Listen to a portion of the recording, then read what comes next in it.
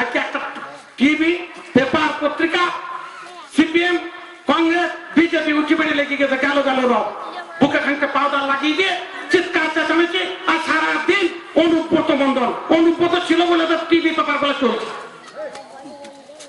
কালকে আবার বলছি মনিরুলকে গ্রেফতার হাতে পেয়ে পুলিশ করলো না কেন? আইনটা জানে না, আইনটা জানে না। মনিরুল বেলে আছে, মনিরুলের বিরুদ্ধে যারা অভিযোগ চালাকি করে দিয়েছিলেন বাকি থেকে সমস্ত লোক লিখিত দিয়ে দিয়েছিল হাকিমের সামনে স্টেটমেন্ট, মনিরুল দোষী নয়, অমুক অমুক দোষী নয়, এরা নির্দোষ। আমি মূর্খতায় দিলীপ গাঙ্গুলি চালাকি করে ওদের নামটা বসিয়ে দিয়েছি। আজকে হাইকোর্টে খুঁজে পেয়েছেন না? কাজ দেখবেন টিভি যারা দেখেন, কাজ দেখবেন বেরোবে 8 জনের স্ট্যান্ডমেন্ট পাচ্ছি।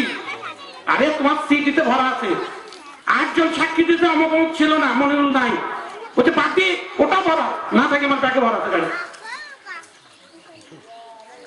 ওই সব করে তৃণমূলকে দমানো যাবে না। আর মমতা বন্দ্যোপাধ্যায় সব তোয়াক্কা করে না। মমতা বন্দ্যোপাধ্যায় জানে অনুব্রত মন্ডল উন্নয়নের কারিগর, অনুব্রত মন্ডল বীরভূমকে সাজিয়েছে, অনুব্রত মন্ডল সারা বীরভূমে এই রাস্তাগুলো করিয়েছে, অনুব্রত মন্ডল পশ্চিমবাংলার মানুষের চোখ খুলে দিয়েছে।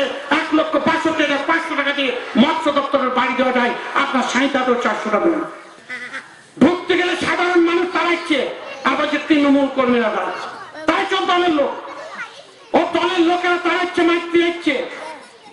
বলছে তুমি রামচন্দ্র দলের জন্য মানুষের কাছে মুখ দেখাইতে পারছি না,